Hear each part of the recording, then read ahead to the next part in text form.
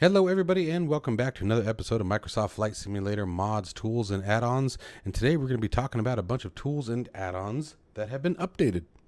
If you are interested in acquiring any of my Overkills tutorial guides for Microsoft Flight Simulator, please consider joining me on Patreon. Patreon subscribers level tier 2 and above have access to all of my guides, as well as any future updates and future guides that will be coming down the road. Link to Patreon can be found in the description below.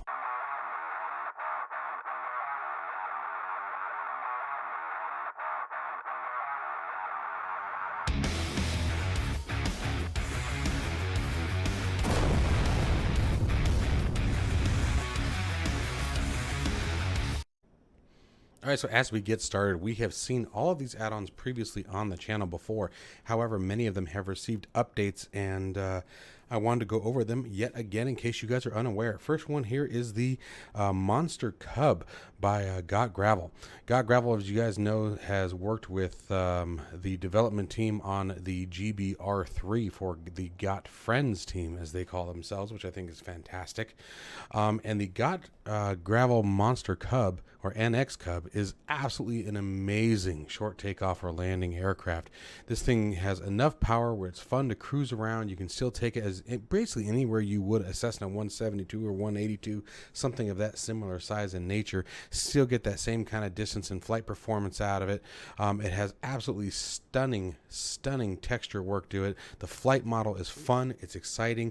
It's a great aircraft to fly, and it's so diverse that it really offers a lot of functionality inside the simulator. So I wanted to make sure that this hit the channel yet again. I cannot stress it enough. The Got Gravel aircraft and the Got Friends aircraft, every single one they put out thus far is absolutely amazing.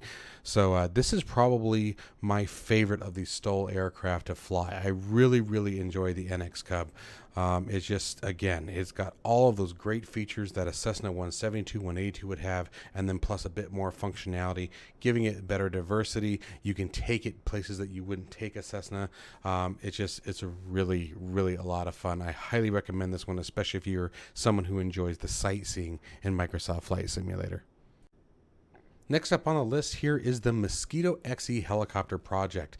Now, this is continuously a work in progress. The developer is doing a fantastic job maintaining this helicopter. This is a tiny little helicopter. It's got about just enough room for a single person to sort of squeeze inside this thing. I think in a real world scenario, I would probably find myself a bit on the claustrophobic side flying this aircraft. However, there was something that was extremely exciting about flying it. The flight model is being done very well. The texture work, again, continues to improve with each new iteration of the aircraft. I had a great time flying it. Again, it was a little weird because you're so much smaller than everything else around you, and definitely the smallest, I think, of the aircraft that you would normally find in Microsoft Flight Simulator or any of the other sims that I've really thought of. It almost takes it down to like the helicopter version of an ultralight. It's really odd. But at the same token, very unique little project. If my understanding is correct, I think this is actually a real world helicopter that is a kit that you can actually assemble and put together. It is, again, the developer was very courageous, in my opinion, in picking such a unique helicopter, and it really brought a completely different experience to helicopter flying in the sim because it is such a compact bird. Gives you a different sense of feeling when you're flying it, and I highly recommend you guys download it. It is completely free, and experience it for yourself so you can understand what I'm saying, because I'm sure a lot of you are scratching your head going, what? Trust me, you have to fly it to understand it. It's a ton of fun, and at the same token, you're like, man, if I hit anything, if someone pitches a rock at me, it's over. But anyway, guys, I wanted to make sure that this was brought to your attention once again, as well as the developer is continuing to work on it, and it is turning into a fantastic little aircraft to have in your hangar. Okay, so real quick, we're going to touch on this one very briefly, as it falls in line with the Monster NX Cub from Got Gravel. This is the Savage Gravel.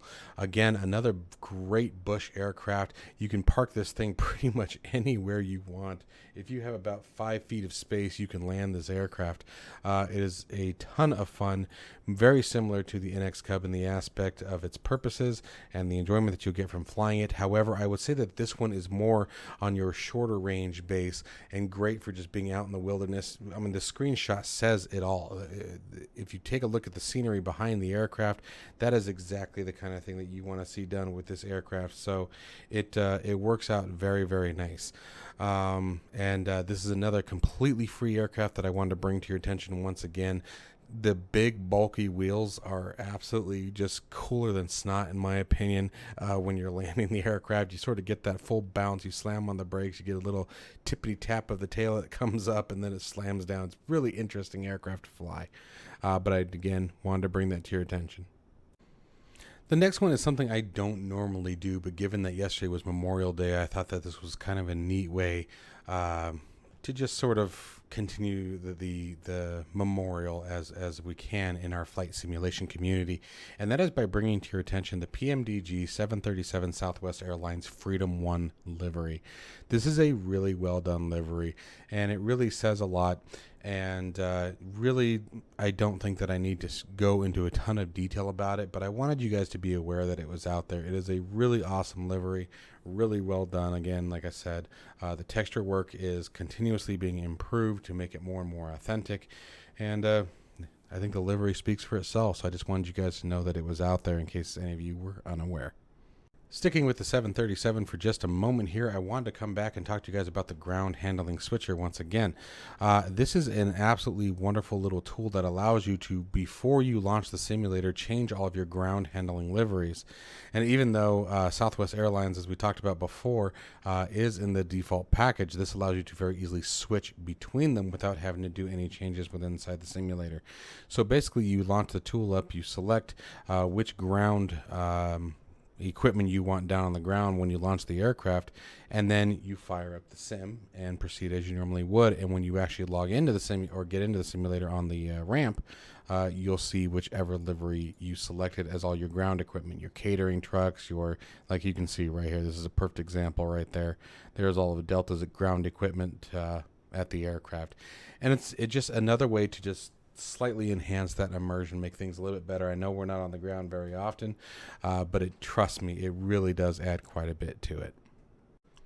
Next on the list is a payware aircraft that I took a flight in a long time ago, and unfortunately, at the time, the Banderant was definitely lacking. It was missing quite a bit. It was a great start, but the flight dynamics of the 110 and the texture work was really lacking quite a bit, and the sound was, unfortunately, let's just, like I said, there was a lot to be done.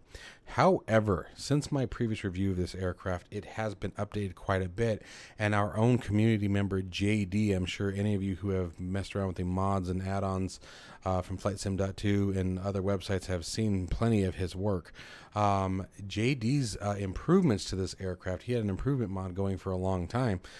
They actually incorporated, the developer incorporated incorporated JD's improvements into the aircraft.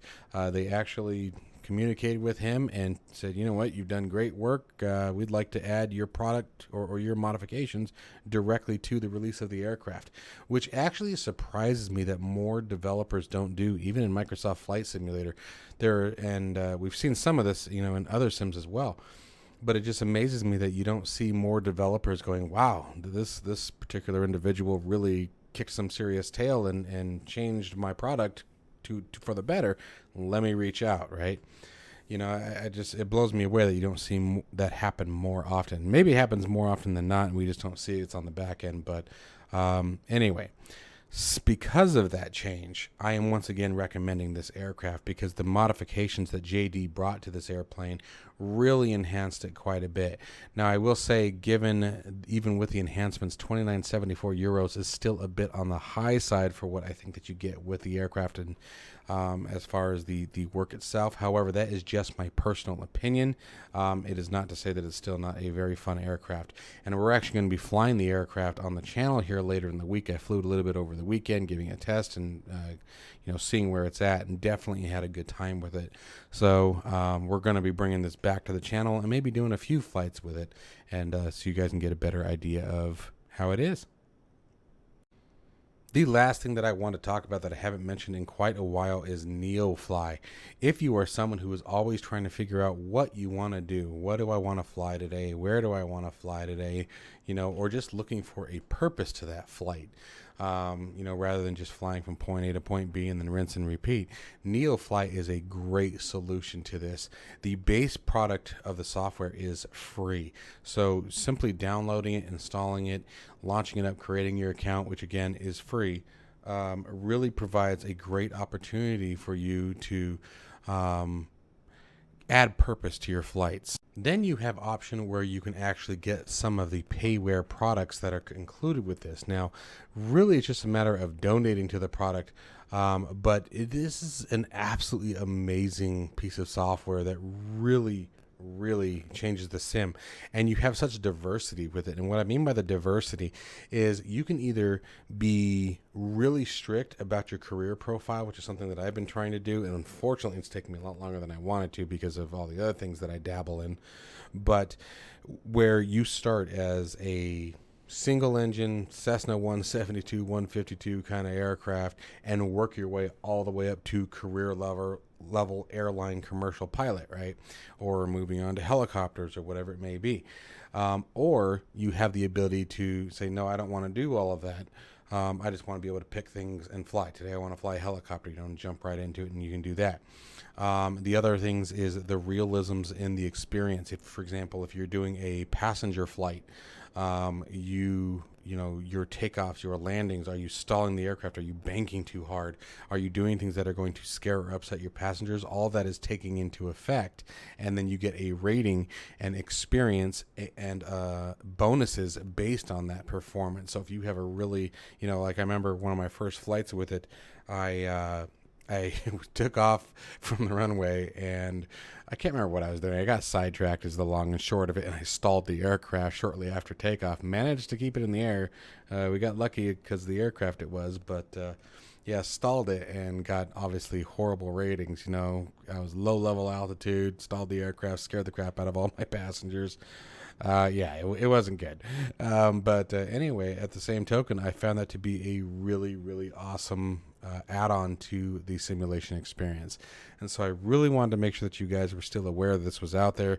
And, if you're someone who's been, progressing into the simulation experience and you're ready to take the step to the next level and add a new kind of immersion to your simulation experience, there's tons of voiceovers and different actions and random events that can also happen in Neofly that make it a ton of fun.